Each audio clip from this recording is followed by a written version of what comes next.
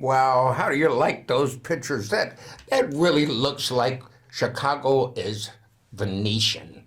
In fact, don't forget we're having Venetian night again this year. Yes, it's back. I remember years ago we had Venetian night.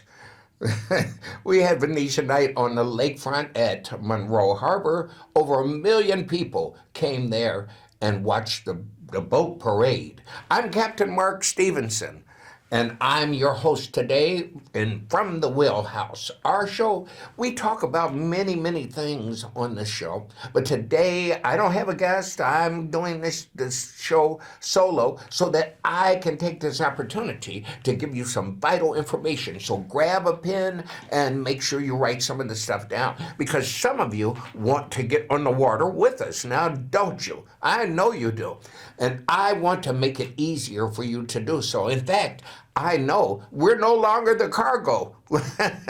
Some of you know what I'm talking about. That's right. We're today's engineers. We're the fiberglass repairmen, electricians, computer operators. There are over 300 different job categories in the maritime industry, ladies and gentlemen. 300 different job categories that can take us wherever we want to go on the waterfront. Those are real paying jobs. And here's another secret that you might not know. I can tell you without question, it's one of the last industries where a person that's made a mistake, you might have a conviction or even a felony conviction. A person that's made a mistake wants to change their life and get a job that has a livable wage. Maybe you have the ability to take some of that street hustle and start a business yourself, cleaning boats, polishing boats, putting in sound systems. All you have to do is want it, and I'm here to be your facilitator. I want you to write down my email address. It's right there at the bottom of the screen. You'll see it. Shipmastermark@gmail. I always answer my emails, but write this down. I answer my telephone calls too, as much as I can. And if you want instant information texted back to you, send me a text message. I'll try and respond to you. The fastest way is through text message. Now, here is my telephone number, 312-437-2230. That's 312-437-2230.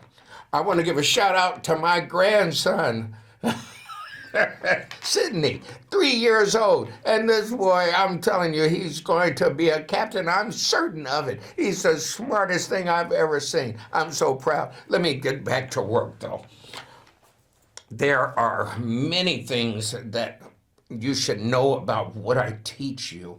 And what I teach you is totally unapproved, unauthorized, unendorsed, and unsanctioned by any agency or person other than myself. That's right. I'm not looking for anyone's approval, and I'm not looking to try and rewrite the book.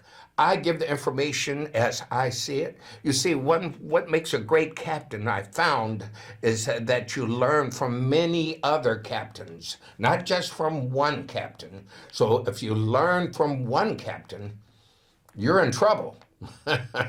You got to make sure that you're surrounding yourself. I'm talking about surrounding yourself with some experts. You see, I gather experts around me, not as a supplicant who needs a favor, but as a leader and potential collaborator to improve my industry. Let me say that again. I gather experts around me not as a supplicant who needs a favor, but as a leader and potential collaborator to improve our industry standards. You see, the doors are wide open. I am writing a book right now, and I'm going to make it available to all of you. I'm not trying to sell anything to you. I'm just trying to give you some information. If you're interested, use my email address and say, I'm interested in your book, and I'll make sure I send you a copy free. And oh, somebody told me it's not free? Okay, it's not free. You have to give me a smile. Send me a smiley face, okay? That's payment enough. Inside the book, you'll learn about doing your elevator pitch. Now, I need to stop for a minute because I belong to a group called the ACES Business Networking Group. We meet every 7 days at Monday morning at 7 a.m. And we do it through a Zoom meeting. If you're interested, all you have to do is email me. I'll send you the details, and I'll make sure that you get the Zoom link. We meet together each and every Monday morning and give each other business ideas on how to improve our various businesses. Your elevator pitch is vital, though. You have to be able to, when you are meeting someone or when you're going to an event, I want you to do this. If you're going to a very important event, take 2 people with you. Send them in front of you. Give them plenty of your business cards and have them circulate through the room in a clockwise manner to make sure that everyone that's right, these are networking tricks that I learned from this group, the ACES Business Networking Group. Make sure that they are preceding you and that they're telling people to expect to see. In a minute, you're going to see Captain Mark Stevenson. He's going to come through. Please greet him. Here's his card in case you want to say anything to him that you're not able to say today. By the time I get through working the room, most of the people already know me, and I've spent no more than 30 seconds per person. And I tell them this: Hi, my name is Captain Mark Stevenson. I sell boats and I sail boats. If you want to live the dream, I can tell you all you have to do is get in contact with me, because I will make sure, whether you're trying to rent a boat or whether you're trying to lease a boat or buy a boat yourself, I'm going to make sure that you are in the right place, in the right boat. That's something that I want to do because I have a passion to help you. And that's all that I really tell them. So you have to develop a 30-second elevator pitch so that you can tell people who you are, what you do. You might mention that I've helped thousands of people to learn how to drive boats. I've sold hundreds of boats to people, so I know what I'm doing there. You know, you might try and quantify yourself with a line or two, but a 30-second elevator pitch is vital. Look it up online. Develop your elevator pitch. If you don't have one now, you better be working on one. And what did Les Brown tell us? If you're not working on your dream, you're working on someone else's. That's a fact. Now, there's also things in the book that I want to talk about that I can give you about how to find characteristics. I do something that goes like this: the 10 critical characteristics to look for in a competent captain and consultant. What are some of the things that a competent captain enumerates, illustrates? What are some of the things? Well, first of all, a competent captain, when you get on board, they're going to greet you and they're going to be dressed like a captain. They're going to be dressed neat and clean, and they're going to have their fingernails in order. They're going to be ready to receive you. Also, if you're working with them, if they're going to be your teacher, they need to be handing you their credentials as they step on board. A competent captain is not afraid to share their credentials with anyone that they're working for or working with. Something to think about. You know, most people are trying to be real careful about sharing information. But I believe, in all of my heart, I believe it's not a matter of being worried about somebody stealing your ideas and stealing your information. Most of these folks don't know how to act on it anyway. They just want to hog information for themselves. They don't want to even share it. A competent captain shares information. A competent captain shows confidence that they are able to reach out and help you. Now, what do you need to avoid buying cheap boats or dealing with bargain basement captains? Well, you know the phrase, you get what you pay for. That's a fact. Well, I don't want any of you to get out here and try and cheap it out. However, if you don't have the money to pay professionals that can teach you one-on-one, there's a plethora of free lessons that you can get. Write this down.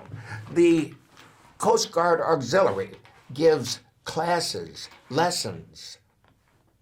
The state of Illinois has an online testing system and training system to give you some information on how to be safe on a boat. The Chicago Park District has many, many different programs for children. I've seen some kids, oh my God, I've seen some of these kids that were 5 years old, little bitty things out there in sailboats by themselves. That's right, 5-year-olders working a sailboat. I don't know if I could let Sydney do that though.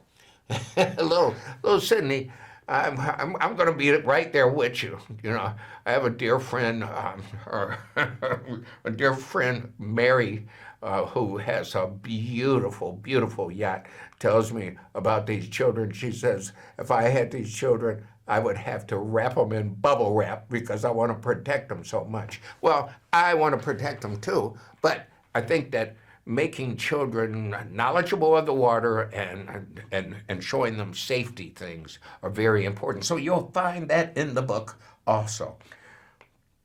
There are insider secrets to contracts, payment schedules, and rate negotiations. Rate negotiations. Well, do you know, we do not, as merchant mariners, we do not regulate ourselves to a standard pay scale. In fact, we can charge whatever we like. It's whatever the market will bear. Now, some of the newer captains are making as little as $20, $25 an hour. Some of the experienced captains are making $150 an hour. So you get what you pay for. It depends. What do you want to learn from, and who do you want to be at the helm of the wheel when you have your family and friends on that boat? The younger captains have to learn, though. They have to learn somewhere. And one of the things that you want to make sure that you do in hiring a competent captain is to ask them about their time on the water and ask them in detail to tell you some things about how many times they've been licensed. We have to renew our license, by the way, every 5 years. And if you are interested in becoming a captain, I want you to use my email address and write me, or you can text me at 312-437-2230. That's 312-437-2230. And you can text me and ask me the simple question, how do I become a boat captain? I'll send you all types of information. There's all types of help, and a lot of it is free.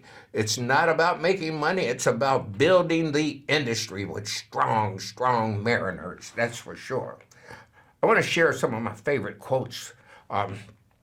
Les Brown, one of my mentors, he taught me to every morning to get up and learn 5 new quotes. Well, great with the cell phone, I'm able to, before I even get out of bed, I'm able to learn 5 new quotes each and every morning, and then I select one to put on my voicemail. You call me, and you will see that I have a voicemail set up that changes quite often. I try to do it every day, but I can't do it every day, but I try.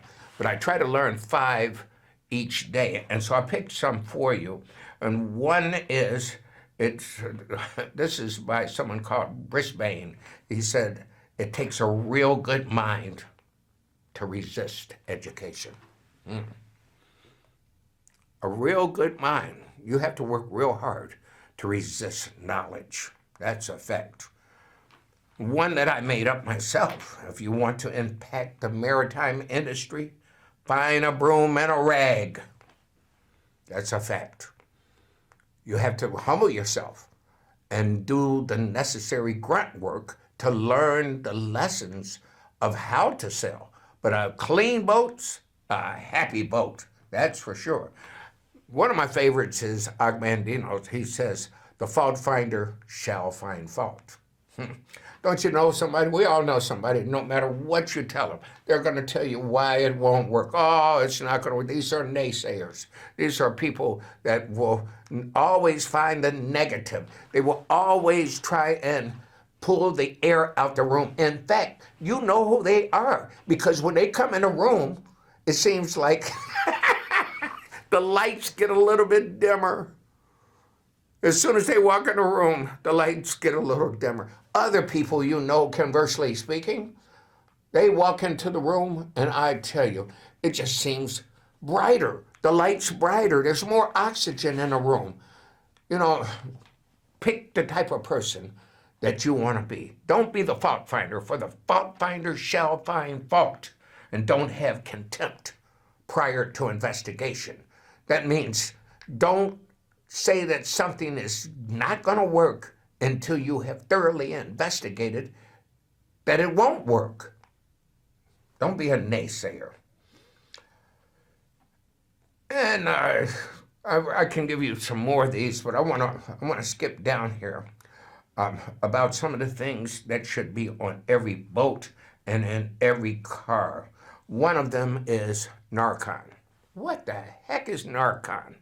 Well, we as ship captains, we see people getting on the boats. They want to have fun, and boy, the drinks are pouring.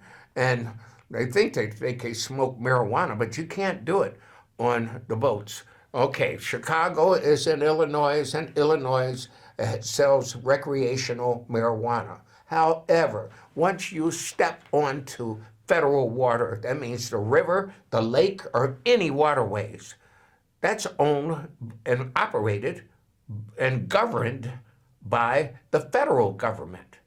And the federal government has not said that it's okay.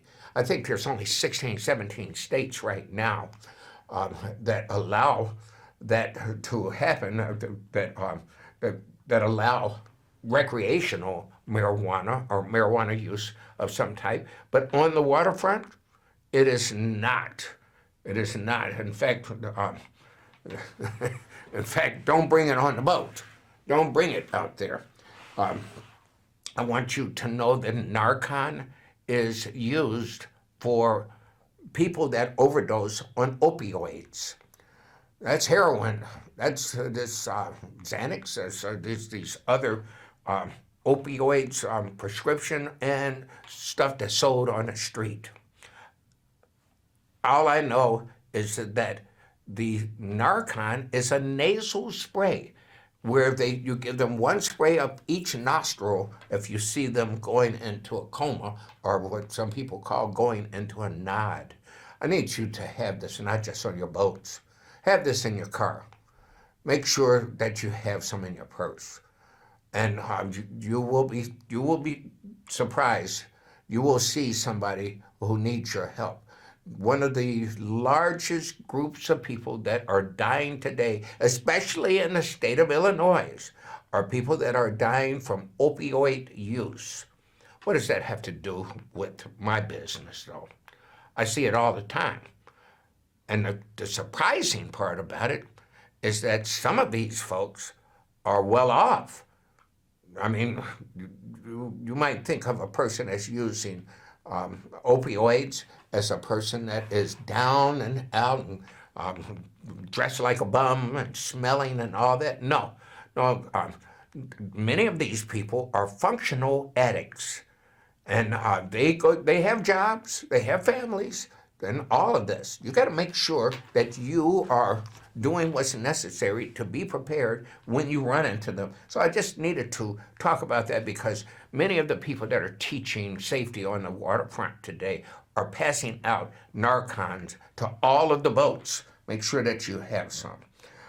With the few minutes that we have left, I want to talk about being a deckhand.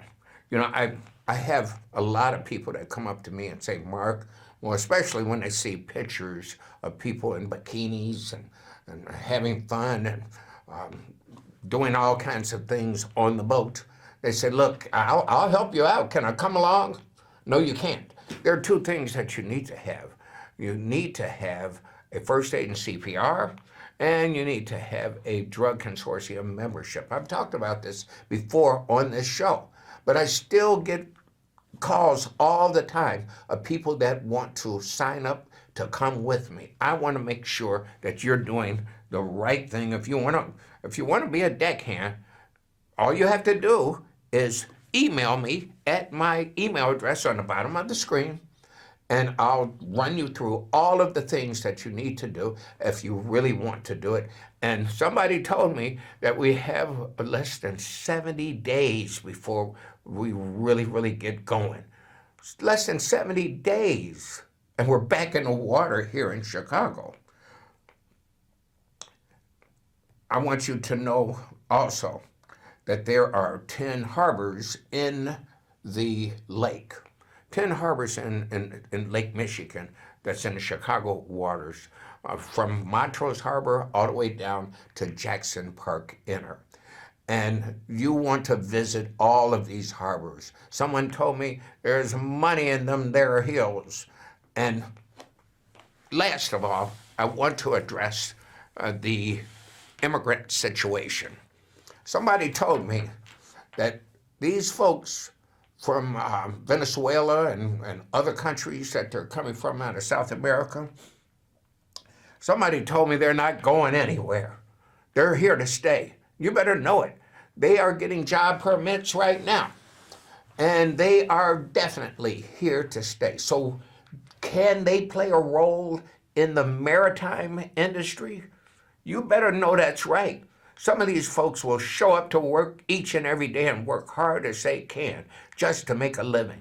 And I'm looking forward to meeting many of them to come out on the lake. You just got to have the guts to come out.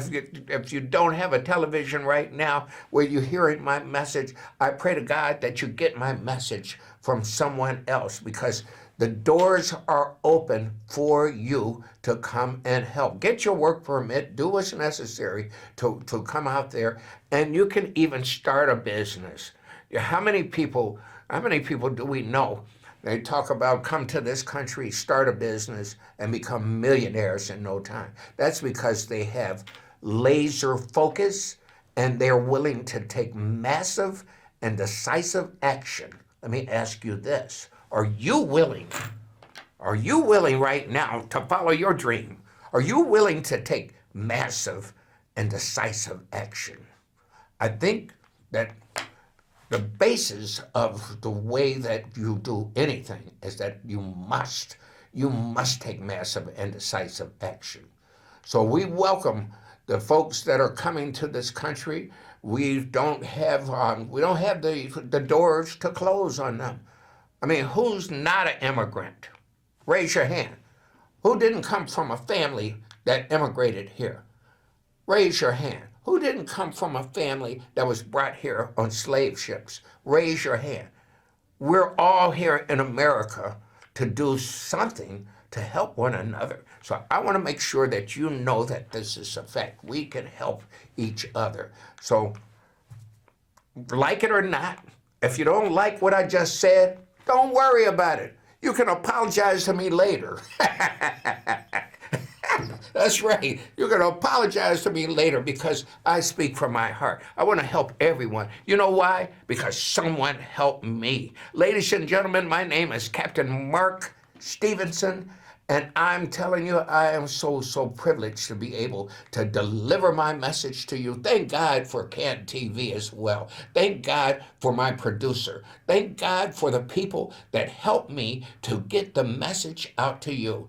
Until next week, I'll see you then. So mama, get the coffee ready, because the kid, he's on his way. Good night.